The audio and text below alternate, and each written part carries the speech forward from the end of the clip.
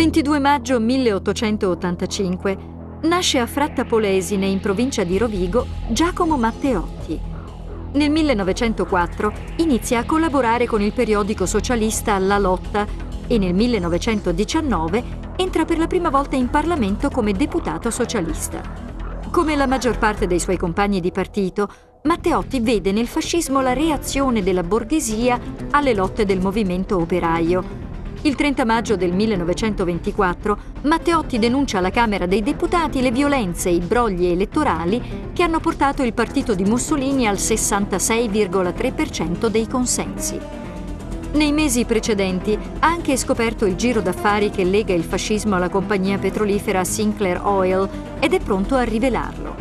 Matteotti si iscrive a parlare alla Camera per la seduta dell'11 giugno, ma il giorno prima è rapito dalla cieca fascista, assassinato e il suo corpo sotterrato alla Quartarella, una boscaglia alle porte di Roma. Quello che resta del suo corpo verrà ritrovato il 16 agosto successivo.